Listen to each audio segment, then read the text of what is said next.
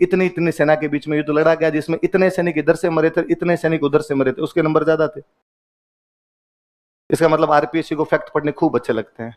और ये आरपीएससी नहीं, कई लोगों की ये भी गलतफहमी होती है। मैं खूब सारे स्टूडेंट को देखता हूँ, ये वो यूपीएससी में ऐसा नहीं होता है, इधर ऐसा होता है, उधर भी ऐसा ही होता है। चेक करने वाला मिनक तो वैसे ही होते हैं, चांस थोड़ी होते हैं।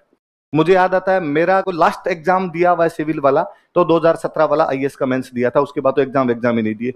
उसमें मेरे हिस्ट्री के एक पेपर के अंदर 155 नंबर थे, मेरे खूब सारे फैक्टर लिखे हुए थे उसके अंदर। तो मेरा खुद का देखा, 155 नंबर खूब होते हैं हिस्ट्री के एक पेपर के अंदर। दूसरे मैंने सेकंड वाला जो पेपर था उसमें, और मैं खूब सारे फैक्टर लिख के आया था, जो भी क्वेश्चन पूछा हुआ था। यहाँ मॉडर्न इंडिया पढ़ाता हूँ तो पढ़ाते हुए खूब सारे फैक्ट याद हो जाते हैं। आपको उतने याद नहीं होंगे, आपको एक विद्यार्थी जितने याद होंगे, मुझे थोड़े ज्यादा याद थे, पर अपने जितने याद थे उतने सारे के सारे लिख के आ गए, उसने नंबर दिए। फैक्ट आपके ज्ञान को बताते हैं, आपके ज्ञान को कतई कम कर नहीं करते हैं। आई बात समझ में? तो फैक्ट लिखे जाने चाहिए, खूब सारे लिखे जाने चाहिए। तो इस प्रकार की गलतफहमी किसी के मन में नहीं रहनी चाहिए कि हम फैक्ट नहीं लिखेंगे। इस प्रकार की गलतफहमी कतई नहीं रहनी चाहिए कि हम 15 शब्दों में लिखेंगे। जाते हैं 15 वाला 20, 22, 23, 24 तक होता है, कोई बात नहीं। 50 वाला 65, 70 तक होता है, कोई बात नहीं। 100 वाला 110, 115, 120, 125 तक पहुंचता है, कोई बात नहीं। जितनी वो जगह दे रखी है उतनी भी यदि आपने भर दी तो भी उसके अंदर कोई बात नहीं। पर इतनी बातें होती नहीं है, फिर वो आपकी 15 वाला है तो उसमें 22, 23 में अपनी बातें सिमट जाती है। पर कभी ये मत घबराना कि 22, 23 भी नहीं लिखेंगे हम तो 15 वाला है तो उसमें 13 लिखेंगे। कई बार स्टूडेंट गिनने लग जाता है कि कितने लिखे हैं, तो ये वाली कंडीशन कम से कम अपने आनी नहीं चाहिए। चलो, तो पहला तो क्वेश्चन यही हो गया आपका। पहला क्वेश्चन क्या था? 1823 ईस्वी में अंग्रेजों ने सबसे अंत में राजस्थान की किस रियासत के साथ संधि की थी? मैंने बता ही दिया। एक मैं और बात बता दूं इससे जुड़ी हुई, कि अक्सर जब भी ये बात आती है, मैंने कभी क्लास में भी बताई होगी आप लोगों को, कि सिरोही ने सबसे लास्ट में क्यों की? बाकी वाले कर लेते यार, सिरोही सबसे लास्ट के अंदर क्यों कर रहा? हालांकि जब हम नेचुरली यदि ऐसा पढ़ें कि कोई पूछे कि सबसे अंत में संधि करने वाली रियासत कौन थी, कि सिरोही, तो ये लगता है सिरोही सबसे बहादुर रियासत रही होगी और अंग्रेजों के साथ में सबसे लास्ट के अंदर संधि की होगी ना। जोधपुर में राजा हुआ करता था मानसिंह। जोधपुर का राजा कौन था? और मानसिंह जब अंग्रेजों के साथ में संधि करता है तो मानसिंह ने यह कहा कि सिरोही मेरे अंडर है, सिरोही मेरे अंडर के अंदर आती है सिरोही। अब सिरोही यदि जोधपुर के अंडर में आती है तो क्या अंग्रेजों को सिरोही से अलग से संधि करने का कोई तुक बनता है? नहीं बनता। तो अंग्रेज सिरोही वालों के पास गए नहीं, वरना अंग्रेज एक एक रियासत के पास चला चला के जा रहे थे, संधि कर लो, संधि कर लो। सिरोही वाला राजा कोट पैंट सिला के बैठा हुआ, पूरी तरीके से तैयार एकदम, कि मेरे पास भी कोई संधि करने के लिए आया, लेकिन उसके पास संधि करने के लिए कोई भी नहीं गया।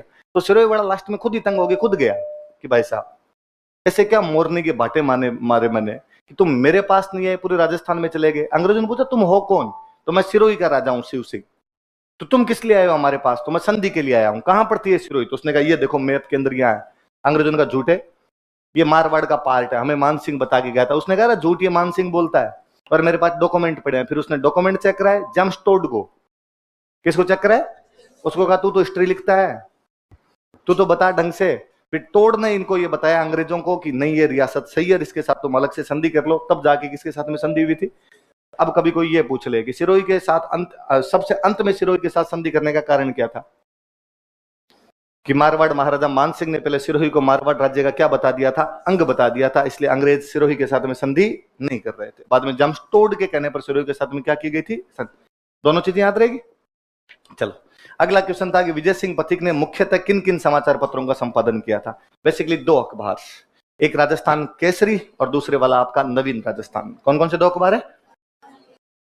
एक तो कौन सा था आपके? राजस्थान केसरी, और दूसरे वाला अखबार कौन सा? नवीन। ये जो नवीन राजस्थानी था, इसी का बाद में नाम क्या कर दिया गया था? सिंपली यदि आप इतनी बात लिख दोगे ना तो भी आंसर कंप्लीट होता है। आप राजस्थान केसरी लिख दो, नवीन राजस्थान लिख दो, और थोड़ा सा आप लिखना चाहते हो इसके अपेक्षा आप इसके कोष्टक में लिख दो वर्धा। क्या लिख दो? इसके कोष्टक में लिख दो अजमेर।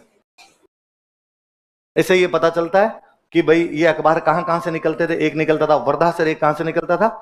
और थोड़ा सा अच्छा लिखना चाहते हो, एक तो ये तरीका है कि आप 1 और 2 नंबर लगा के लिख दो, 1 नंबर लगा के लिख दो, 2 नंबर लगा के, या आप इसको एक लाइन के अंदर लिख दो।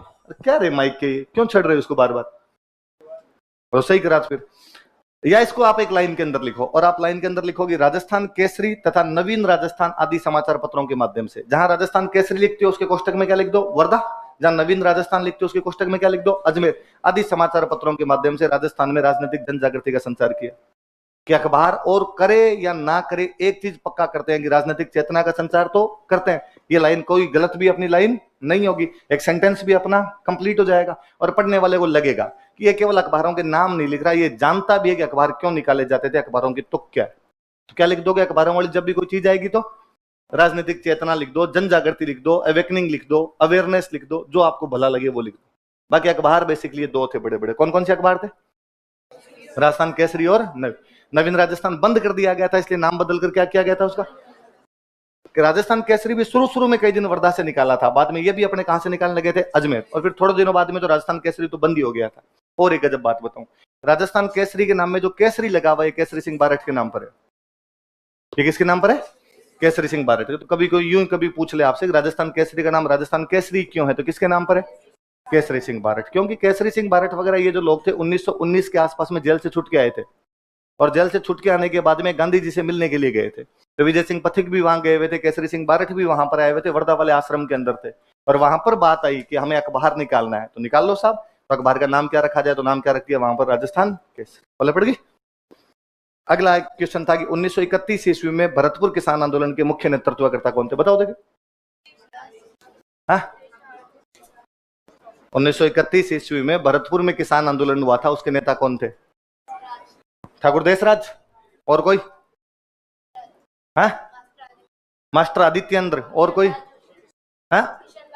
किशनलाल जोशी। और कोई?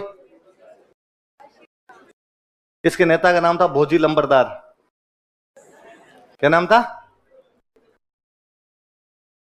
नाम नहीं सुन रखा ना? अब ध्यान रखना, तो कोई कॉपी वॉपी उसके अंदर लिख लेना। वैसे तो आंसर की देंगे, उसके अंदर लिखा हुआ ही है। हुआ क्या था 1931 में, क्यों हुआ मैं और बताता हूं। 1931 के अंदर भरतपुर में लैंड सेटलमेंट किया गया था, भूमि बंदोबस्त। क्या किया गया था? भूमि बंदोबस्त। अंग्रेजों ने जमीन को नापी थी और जमीन को नाप के टैक्स बढ़ा दिए। तो जब टैक्स बढ़ा दिए गए थे, उन बढ़े हुए टैक्स के खिलाफ आंदोलन का नेतृत्व जो बंदा करता, उस बंदे का नाम क्या था? भोजी लंबरदार। क्या नाम था? भोजी लंबरदार। इसको सरकार गिरफ्तार करती है, 23 नवंबर को सरकार गिरफ्तार कर लेती है। गिरफ्तार कर लिया तो बाद में आंदोलन हो गया था, बंद हो गया था। इसलिए मैं हमेशा कहता हूं कि मेंस में एक भी क्वेश्चन ऐसा नहीं होता जिसका स्टूडेंट आंसर नहीं लिखता। जैसे आपको किसी को नहीं आ रहा था पर सबने आंसर लिखा इसका, है ना? इसलिए मेंस देने के बाद जब तक मेंस का रिजल्ट नहीं आता है, हर कोई स्टूडेंट एसडीएम बन के घूमता है, क्योंकि उसको पता ही नहीं होता है कि उसने क्या सही लिखा है क्या सही नहीं लिखा। उसको लगता है मैंने लिख दिया, उसने पूछा था मैं लिख के आ गया। प्री में तो क्या सीधा सा मामला होता है, जोड़ लेते हो, इधर हो तो फेल और इधर हो तो पास हो। उधर तभी पता चलता है जब आरपीसी निकाल देती है। कई बार तो उसके बाद भी पता नहीं चलता, उसके बाद भी आदमी कहता है आरपीसी वालों को चेक करनी नहीं है। बाकी मेरे हिसाब से तो सही लिखे हुए थे। तो नेता का नाम क्या था? भोजी लंबरदार। क्या नाम था? याद रहेगी बात। या इस बार को अपने 10th क्लास की कोई बुक है, उसका डायरेक्टली सीधा सीधा सा क्वेश्चन था, भरतपुर किसान आंदोलन के नेतृत्वकर्ता कौन थे? नेतृत्वकर्ता कौन है? भोजी लंबरदार। कोई बोर्ड वाली किताबों से उठाए तो ये क्वेश्चन उठा ले, बाकी वाली चीजें अपने नोट्स वाली है। एक्स्ट्रा एक बात मुझे लगी तो मैंने इसके अंदर डाल दिया आपके। 1931 के अंदर क्या हुआ था? 1931 में भरतपुर में क्यों करना पड़ा? वहां पर लैंड सेटलमेंट किया गया था। क्या किया गया था? भूमि बंदोबस्त। क्या नाम है नेता का? भोजी लंबरदार। अच्छा, अगला क्वेश्चन क्या है? राजस्थान सेवा संघ की स्थापना कब, कहां तथा किसने की? मैं भी बता रहा था 1919 के अंदर ये विजय सिंह पथिकर सारे गांधी जी से मिलने के लिए कहां गए हुए थे? वर्धा। दो बातें तो सीधी सीधी हो गई। स्थापना कब हुई? 1919। कहां पर हुई? करने वाले 3 नाम सीधे सीधे से याद रखने हैं, विजय सिंह पथिक, रामनारायण चौधरी और हरिभाई किंकर। तीसरा बंदा कौन है? हरिभाई। प्री में तो अपने और केसरी सिंह बारठ और अर्जुन लाल सेठी उनके और याद करते हैं। यहाँ 3 याद रखना आपने, बाकी वाले नाम याद मत रखना भाई। किस किसके द्वारा? विजय सिंह पथिक, रामनारायण चौधरी, हरिभाई किंकर। सीधी लाइन लिखनी है। 1919 ईस्वी में वर्धा में विजय सिंह पथिक, रामनारायण चौधरी तथा हरिभाई किंकर द्वारा स्थापित राजस्थान सेवा संघ, जिसने राजस्थान में बिजोलिया, बेगू, सिक्कर, जितने किसान आंदोलनों के नाम याद है, इन सब का सूत्रपात किया था। राजस्थान में जितने भी किसान आंदोलन हुए थे, उन किसान आंदोलनों के पीछे यदि कोई संस्था खड़ी थी तो वो संस्था कौन सी थी? राजस्थान सेवा संघ। कौन सी थी? 20 शब्दों में पूछा तब तो इतनी खूब बात है। कभी कोई 50 में और पूछ ले आपसे तो ध्यान रखना कि राजस्थान सेवा संघ 1927 तक आते आते समाप्त हो गया था। कब समाप्त हो गया था? क्योंकि 1927 तक आते आते विजय सिंह पथिक में, रामनारायण चौधरी में बंदी बंद हो गई थी।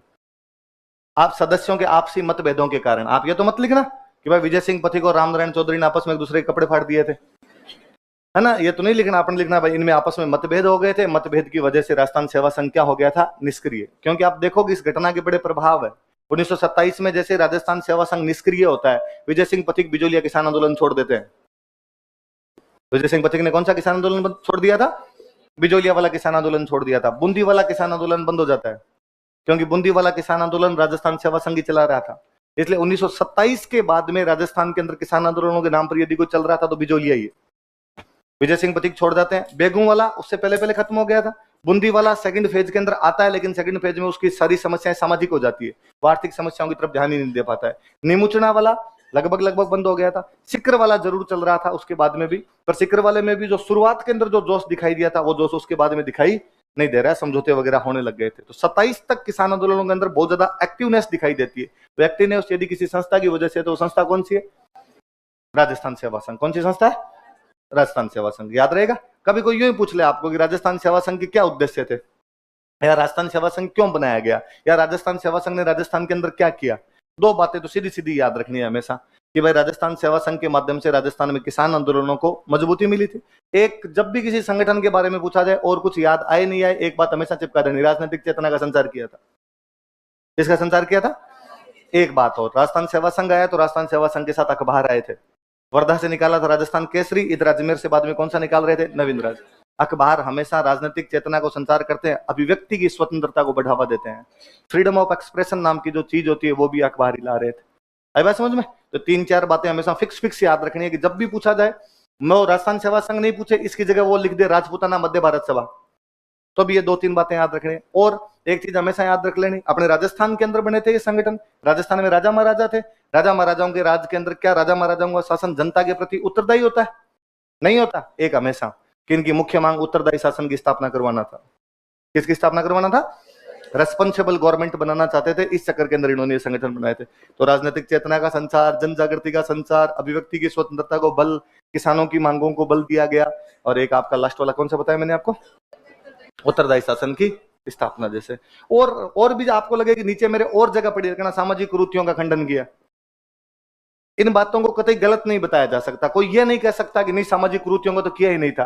पक्की बात है, नेता होंगे तो कहीं ना कहीं भाषण दिया होगा तो सामाजिक कुरीतियों की बात की होगी। कुछ बातों को आप एग्जैक्टली सही या गलत के पलड़े में रख ही नहीं सकते। तो लास्ट में जगह बचती हो तो इस प्रकार की लाइनें भी चिपका दी जाए तो लाइनें गलत नहीं होती। क्योंकि होता क्या कई बार कि कोई क्वेश्चन आया अपने को उसमें लाइनें 3 आती है। कोई संगठन पूछ लिया कि राजस्थान सेवा संघ क्यों बना था, अब लाइनें आती है आपको ले देके 3। राजनीतिक चेतना का संचार किया था, किसान आंदोलनों को मजबूती मिली थी, तीसरी लाइन भी अपने को याद नहीं आ रही। फिर स्टूडेंट घुमा फिरा के उन्हीं लाइनों को वापस लिखने लग जाता है। राजनीतिक चेतना बहुत अधिक फैल गई थी, यहां तक फैल गई थी कि अब आजादी बहुत नजदीक नजर आने लग गई थी। फिर वापस उसी लाइन को लगाता है, पहले जहां आजादी दिखाई नहीं दे रही थी लेकिन अब सुस्पष्ट था कि भारत को आजादी मिल ही जाएगी। आप चीजों को रिपीट करते हैं, इसकी अपेक्षा कुछ ना कुछ नयापन देते हैं।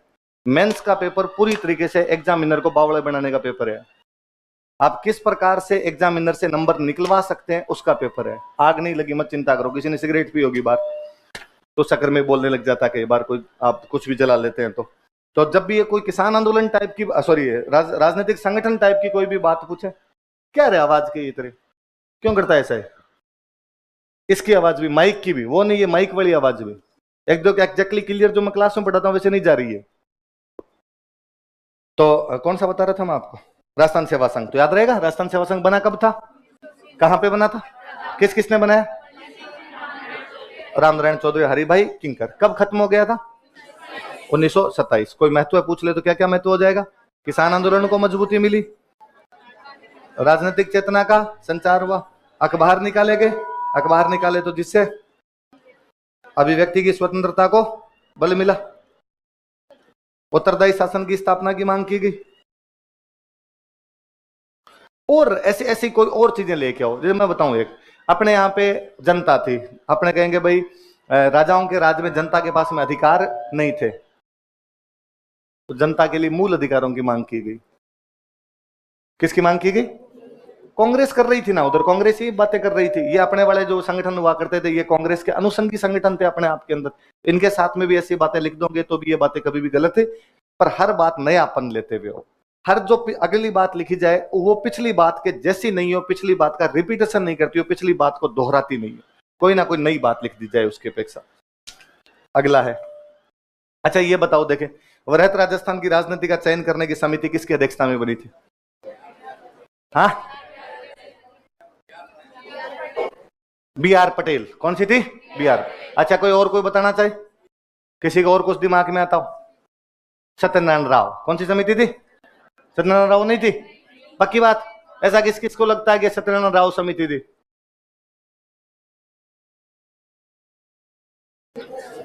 किसी को लगता है आप में से कि राजधानी के लिए जो समिति बनाई गई थी उस समिति का नाम सत्यनारायण राव था? ऐसा किसी को नहीं लगता? ये ध्यान रखना, क्योंकि मैं बताऊं, ये अपने नोट्स के अलावा दुनिया की तमाम किताबों में सत्यनारायण राव लिखा हुआ है। कोई बोर्ड वाली किताब उठा के देखो, जो मार्केट के अंदर आपके गाइड मिलती है वो देखो, सबके अंदर सत्यनारायण राव ही आता है। और मेरे कभी समझ में नहीं आया कि इतने बड़े ब्लंडर को कैसे लिख देते हैं वो बार बार। सत्यनारायण राव समिति 1956 में बनी थी। बनी कब थी? तो वृहत राजस्थान वाले के लिए कैसे बनाई जा सकती है अपने आप के अंदर? वृहत राजस्थान वाला हो रहा था 1949 में। कब हो रहा था? और वृहत राजस्थान वाले में तो अपने लफड़ा ये हुआ था कि जब जयपुर को शामिल किया जा रहा था तो जयपुर के राजा को सवाई मान सिंह कह चुके थे कि तेरे को तो बनाएंगे राज प्रमुख और जयपुर को बनाएंगे राजधानी। क्या बनाया जाएगा? जयपुर को राजा को क्या बनाया जाएगा? राज प्रमुख। और जयपुर को क्या बनाएंगे? ये जयपुर वालों के साथ इन्होंने संधि कर ली, पहले से अंदर ही अंदर बात हो गई इनकी। अब जोधपुर शामिल हुआ, जोधपुर शामिल हुआ तो जोधपुर के राजा ने कहा राजधानी हम बनेंगे।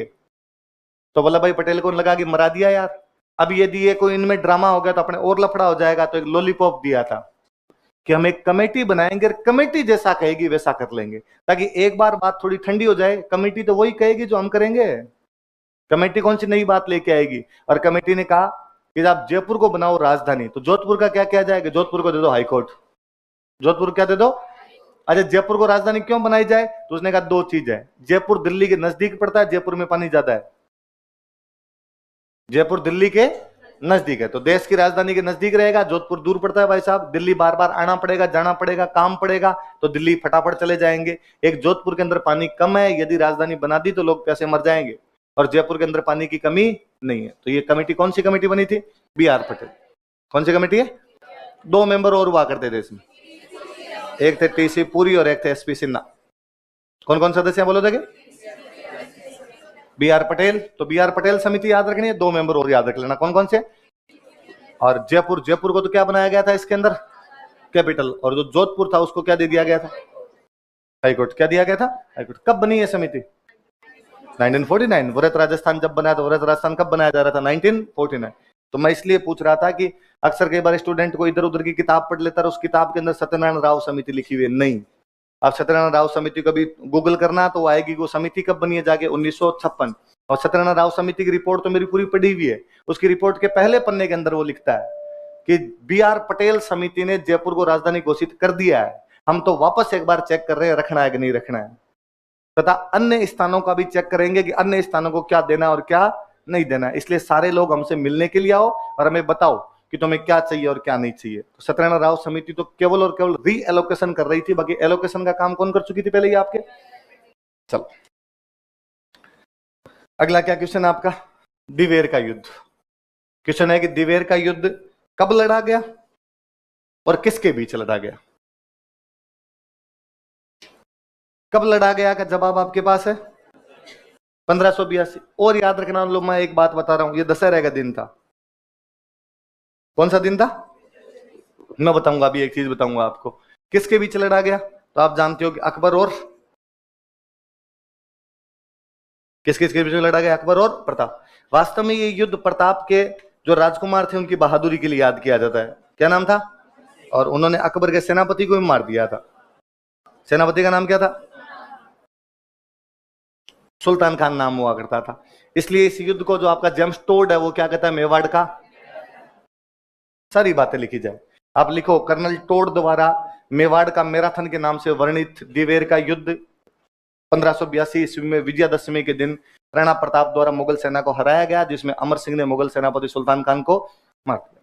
3-4 बातें आ जाएगी। विजयादशमी वाला मैं इसलिए बता रहा था कि अक्सर हम एक चीज पढ़ते हैं कि राज सिंह ने टीका दौड़ करवाई थी, पढ़ते हैं तो टीका दौड़ विजयादशमी के दिन होती थी, दशहरे वाले दिन होती। कब हुआ करती? दशहरे को किसकी पूजा की जाती है? हथियारों की। तो पहले राजा महाराजा कहते कि हथियारों की पूजा करके अंदर नहीं रखने, काम लेने हैं। हथियारों की पूजा कर दी, अब इनको क्या लेना है, काम लेना है। तो हथियारों की पूजा करने के बाद उन हथियारों को लेके युद्ध करने के लिए निकलते थे। तो हर दशहरे को छोटा मोटा कहीं ना कहीं कोई ना कोई आक्रमण किया जाता था। तो या तो किसी पड़ोस वाले के साथ लड़ाई चल रही है तो उससे जाके लड़ाई कर लेते, पड़ोस वाले के साथ नहीं चल रही तो अपने किसी बंदे को कहते कि तू गाड़ियां निकाल दे, फिर हम आएंगे तेरे को डरा के वापस जाएंगे, दो चार तलवार इधर उधर से घुमा के जाएंगे। तो कुछ ना कुछ किया करते थे।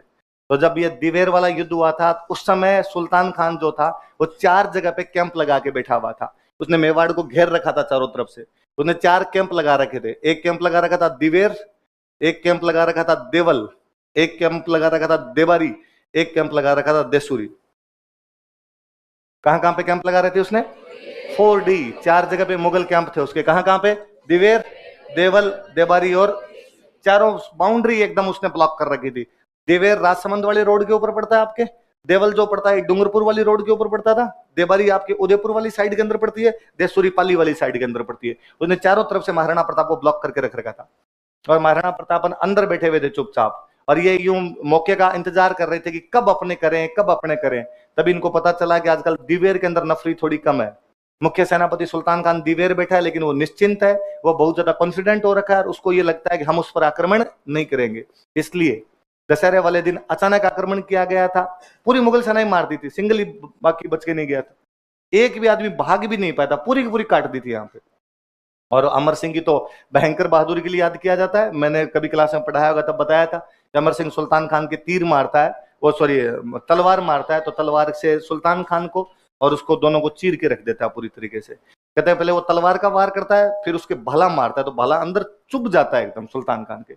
जब घायलों को देख रहे थे, बाद में घायलों को उठा के ला रहे थे, सुल्तान खान घायलों के अंदर पड़ा था। महाराणा प्रताप मिलने के लिए जाते हैं सुल्तान खान से, और सुल्तान खान को जाकर कहते हैं भाई क्या समाचार। उसने कहा कि उसको बुलाओ जिसने भला मारा था, वो बड़ा बहादुर लड़का था जिसने भी ये भला मारा था मेरे। प्रताप ने पूछा, अरे भला कौन मार गया? साहब आप वाला ही मार गया। तो कल लेके आओ। तो बाद में किसको लेके आए थे? अमर सिंह को। फिर सुल्तान खान कहता मुझे प्यास लग रखी है, पानी पिलाया जाए, मुझे गंगा जल पिलाते हैं, मरते हुए आदमी को देते हैं। फिर कहा कि अब ये मरे कैसे? तो जब तक भाला निकलेगा नहीं तब तक मरेगा नहीं। तो अमर सिंह को कहा तू ही निकाल। तो कहते वो भाला निकला नहीं था वापस, इतना अंदर गाड़ दिया था भाला पूरी तरीके से। तो बाद में कहा इसके टांग रख के उखाड़ ले के, तो भयंकर तरीके से खींच के भाला निकालना पड़ा था, तब जाके सुल्तान खान बेचारा मर पाया था। वो डील का डाकी आदमी था तो सुल्तान खान खुद ही। तो दशहरे के दिन हुआ था आक्रमण। किस दिन हुआ था? दशहरे के दिन। जमस्टोड क्या कहता है इस आक्रमण को? ये याद रखना। कुछ सिंपल कभी क्वेश्चन पूछे कि राणा प्रताप के खिलाफ मुगलों ने 4 कैंप लगाए थे, वो 4 कैंप कहां कहां पर लगाए थे? देवेर, देवल, देबारी और जमस्टोड। कहता है कि ऐसे कैसे मैराथन के मैदान के अंदर हमारे यूनान की सेना ने ईरान की सेना को हराया था, उसी प्रकार तुम्हारे मेवाड़ वालों ने किसकी सेना को हरा दिया था? मुगलों। अगला कौन सा है? राजस्थान का कबीर किसे कहा जाता है और क्यों कहा जाता है? ये तो किसे कहा जाता है, और एक सिंपल किसे कहा जाता है? तो दादू जी को। किसे कहा जाता है, क्यों कहा जाता है बताओ दे। दोनों ने एक जैसी बातें की, कबीर और दादू दयाल ने एक जैसी बातें की होगी तभी कहेंगे एक जैसी बातें। क्या? तो दादू दयाल जी ने भी कबीर जी की तरह किसकी बात की थी? निर्गुण भक्ति। किसकी बात की थी? निर्गुण भक्ति की बात की थी। मोक्ष की बात की थी कि मोक्ष कैसे प्राप्त होगा।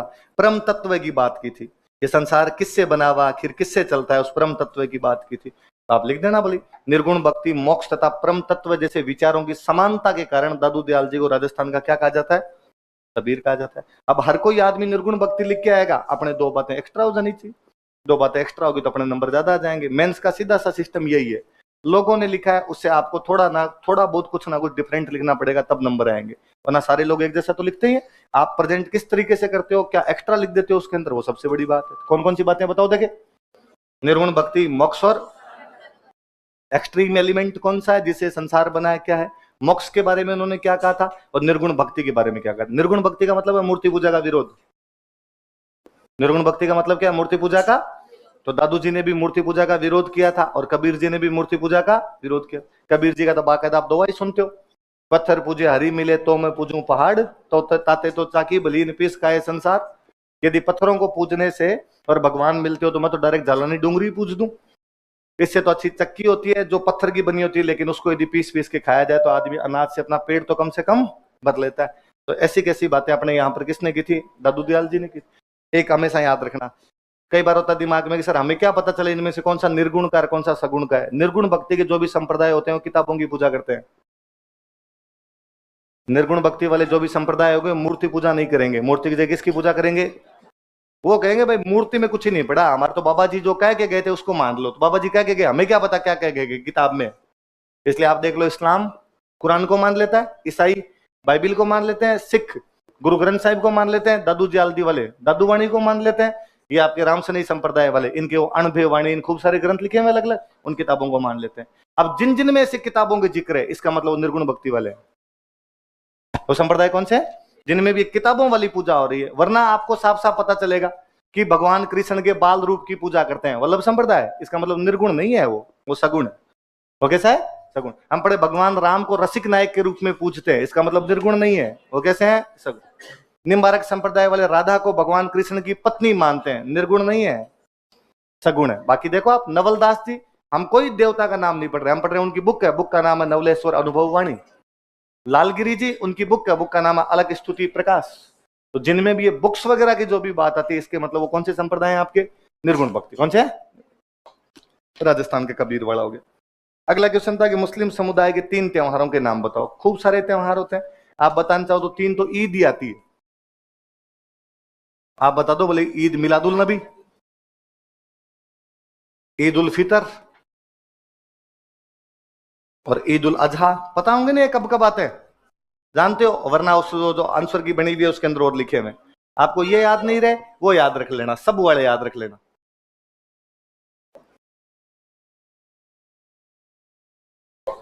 सबे मेराज, सबे राज रात, सबे कद्र। 3 तो कोई कहे, 3 ईद आती है, 3 क्या आती है? सब आती है, जो आपके याद किया जाए। ये भी याद नहीं रहे वो याद कर लेना। मुहर्रम, 12 वफात,